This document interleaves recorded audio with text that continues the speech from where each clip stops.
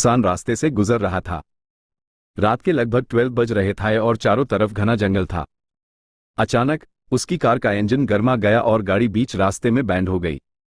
अर्जुन ने कोशिश की, पर गाड़ी स्टार्ट नहीं हुई। बाहर तेज बारिश शुरू हो चुकी थी। दूर उससे एक पुरानी टूट फूट चुकी हवेली दिखाई दी। उसने सोचा कि रात भर वहां पनाह लेना ही बेहतर है।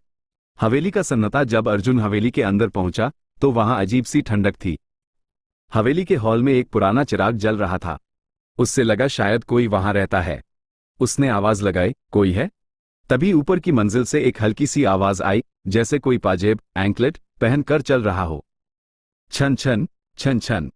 वो खौफनाक मंजर। अर्जुन थोड़ा डरा, पर उसने सोचा शायद कोई पुराना चौकीदार होगा। वो ऊपर गया और देखा कि एक कमरे का दरवाजा थोड़ा खुला है। जैसे ही उसने दरवाजा धकेला, उसने देखा एक खूबसूरत औरत आईने के सामने बैठी बाल संवर रही थी। उसका चेहरा आईने में नहीं दिख रहा था, लेकिन उसके हाथ अजीब ढंग से उल्टे मुड़े हुए थे। अर्जुन की धड़कन तेज हो गई। उसने हिम्मत करके पूछो, आप कौन हैं? वो औरत धीरे से मुड़ी। जब अर्जुन ने उसका चेहरा देखा तो उसकी चीख निकल गई। उस औरत की आंख बिल्कुल सफेद थी और उसके होंठ लिप्स सिले हुए थे। वो औरत हवा में उड़ते हुए अर्जुन की तरफ बढ़ने लगी। भागम भाग और सवेरा। अर्जुन बिना पीछे मुड़े नीचे भागा। वो इतना डरा हुआ था कि बारिश में ही जंगल की तरफ दौड़ने लगा। भागते भागते वो रास्ते पर गिरा और बेहोश हो गया। अगली सुबह जब उसकी आंख खुली तो धूप निकल चुकी थी। कुछ गांव वाले वहां से गुजर रहे थे।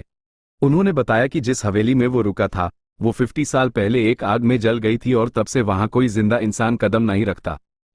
अर्जुन ने जब अपनी कार की तरफ देखा तो कार बिल्कुल ठीक थी, पर जब उसने कार का दरवाजा खोला तो सीट पर वही पाजेब पड़ी थी जो उसने असरात हवेली में सुनी थी। नसीहत: कभी कभी सुनसान रास्तों पर दिखने वाली पनाह असल में मौत का जाल होती है। क्या आपको ऐसी और डर वाली कहानियां सुनना पसंद है?